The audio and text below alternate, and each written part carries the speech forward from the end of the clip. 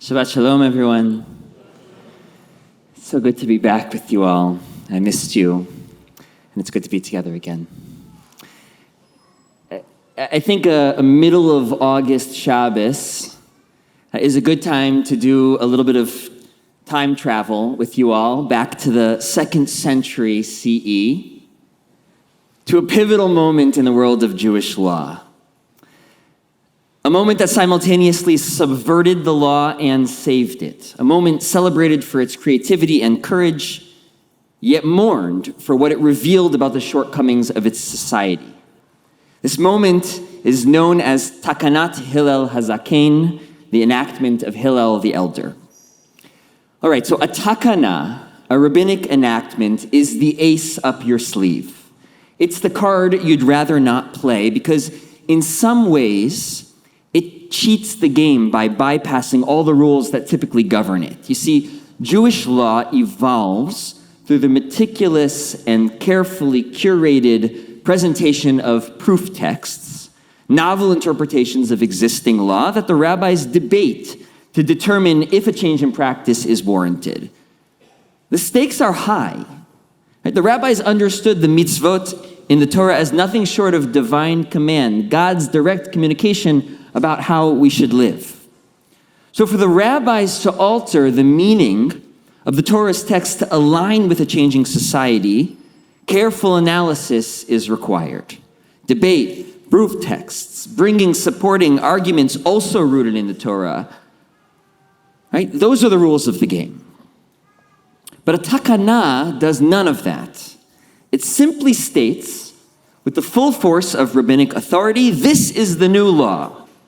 No debate, no proof texts, just a corrective. Which begs the question, what was Hillel trying to correct? All right, so to answer this question, we have to start with a well-known and frequently drashed upon section of this week's Torah portion. So the context here is Shemitah, the sabbatical year, that occurs every 7th year. Now, most people primarily associate Shemitah with letting the land rest and the agricultural laws that are meant to reorient our relationship to land and to the notion of private ownership, since all land in the Shemitah year becomes ownerless. And of course, towards building equitable food systems. But there's a second dimension to Shemitah introduced in today's Torah reading in Parshat Re'eh. Miket sheva shanim ta'aseh shmita. Every 7th year, you shall practice shmita, which means here the remission of debts. They shall remit the due that they claim from their fellow. That's what the Torah says.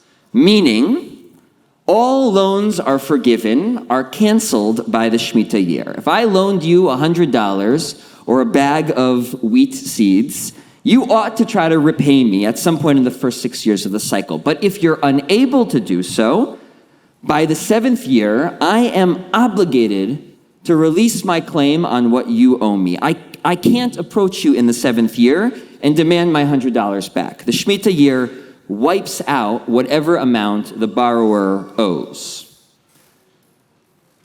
All right, so let's pause to note that the Torah is actually advancing a pretty radical vision of economic justice.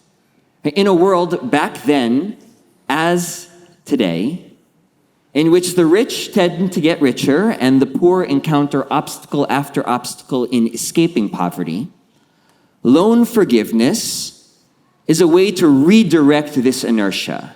It doesn't dissolve the class system entirely. There are still borrowers and lenders, but it gives the poor a chance to reset, to escape from the mountain of debt that threatens their livelihood and dignity. The Torah here is identifying a problem. People fall into debt and can't get out of it, and it's legislating a solution. Every 7th year, the debt is released. And yet, just 5 verses later, a new problem, an anticipated one, is identified. The Torah says, if, however, there is a needy person among you, do not harden your heart and shut your hand against your needy kin. Rather, you must open your hand and lend whatever is sufficient to meet the need. In other words, lenders, don't be stingy. Don't withhold loans, further condemning the needy amongst you. All right, but why would the Torah imagine that lenders would do such a thing? Now the text moves into the potential thought process of the lender. Beware lest you harbor the base thought.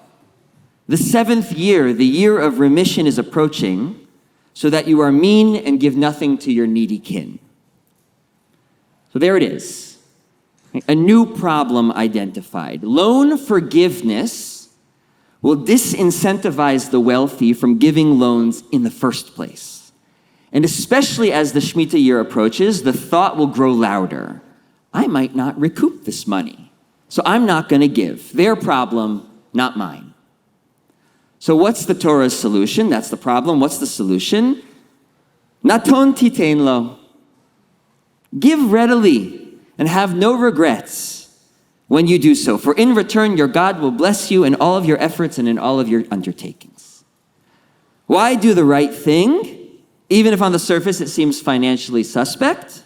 The answer, repeated throughout Deuteronomy, God will bless you for doing the right thing. You might not recoup your loan, but God's got your back. Lovely.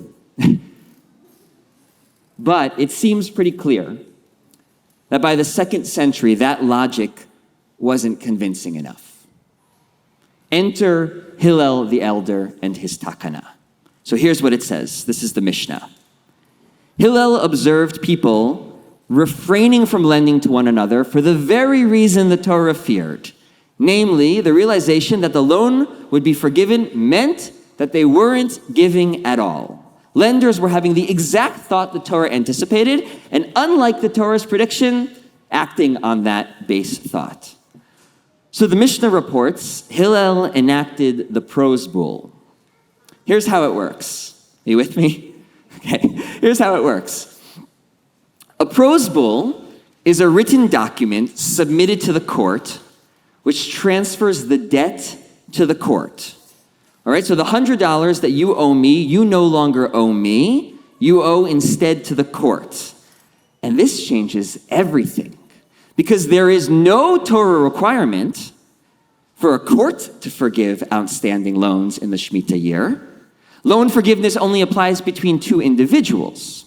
So the borrower is now still on the hook for repaying the loan, but instead to the court.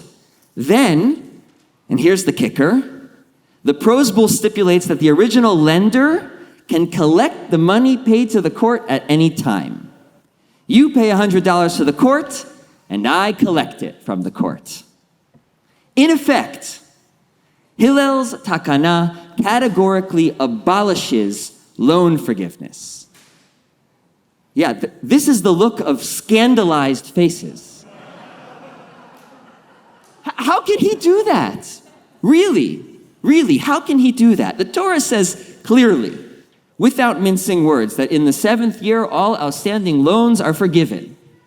But it even anticipates an objection to the commandment and nonetheless doubles down. And none of that prevents Hillel from enacting the prose bull, right? From pulling the ace from his sleeve. So why? Surely Hillel recognizes the ethical and economic vision of justice embedded within the commandments to forgive loans. But the whole system is at risk for collapse if the wealthy are failing to provide loans in the first place. And when the system collapses, it's only the poor who suffer. That's the social reality that Hillel observed in his own day.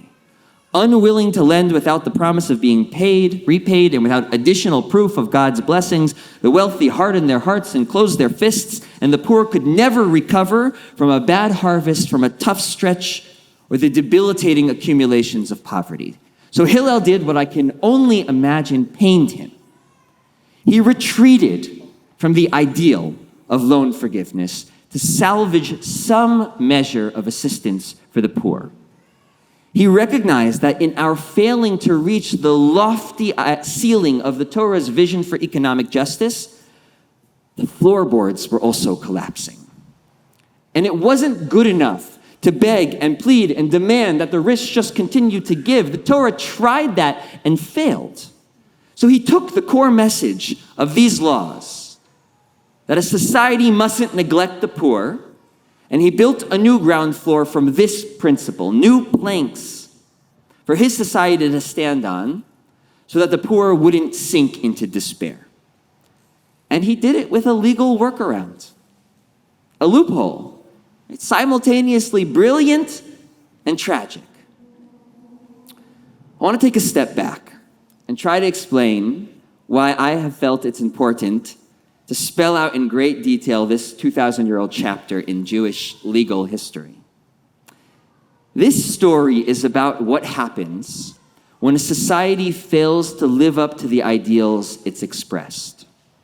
It's about how the biases and greed and behavioral patterns of those with power can threaten not only the loftiest ideals, but the baseline expectations of a healthy society. And it's about how to fight against those forces, how to rebuild what's been lost. This cycle is, of course, as modern as it is ancient. It's a way to tell the story of this country, from the lofty ideals expressed in our founding documents to the recurring backsliding, often intentionally orchestrated by those who profit from regression. But thankfully, throughout our country's history, we have models of fighting back to reclaim rights and dignities lost. And even so, it's hard not to look at this moment in our country as one of profoundly disturbing backsliding. For perhaps the first time in U.S. history, we have a Supreme Court intent on restricting individual rights and civil liberties rather than expanding them. The expressed ideals of this country, to name just two, of protecting equal rights for LGBTQ plus folks and guaranteeing the right to abortion, are being dismantled under this court's oversight. In the 2nd century, Hillel understood his society was crumbling, painfully distant from the ideal. We are living through the backslide, which means our work in this moment of the cycle is to find the takana, to find the corrective that helps the vulnerable in our society once again find footing. And I say our work because the danger of the Prose Bowl story is that it appears that Hillel acted alone, that it was exclusively up to the most powerful rabbinic authority in the land to save his society from ruin. It's a hero's tale. But that's a myth. And in fact, it's a risky one. We know through countless examples in both American and Jewish history that societal progress is always the product of collective action. The work of recovering a lost ideal, the project of building back the foundations of a just society depends on everyone. And there is no time to sit around and wait for the mythic hero to emerge. Look, I don't mean to oversimplify this, to flatten the very real differences between those whose hands sit on the levers of power and those who must scream to be heard. There is no understating the tremendous responsibility that our elected officials and appointed judges have in directing our society towards justice. But it's also not a zero-sum game. In the words of Thurgood Marshall, the legal system can force open doors and sometimes even knock down walls, but it cannot build bridges. That job belongs to you and me. Quiet activism, that changes hearts and minds. Chanting on the streets, that echoes in the chambers of Congress. Storytelling seeds empathy. The shared pursuit of justice can build a bridge between neighborhoods, religions, classes, and races that otherwise inhabit distinct worlds. There are and must be converging paths towards the corrective. So the story of the Prose Bowl is ultimately one of pragmatic resilience in an era of a fracturing social reality. It's a story that ought to remind us that when the ideal collapses, there is a real danger that the bottom will give out as well. and the vulnerable will suffer the most painful fall. And so, without delay, the work of rebuilding must begin, one floorboard at a time. Perhaps it's the only way to build a lasting home. Shabbat Shalom.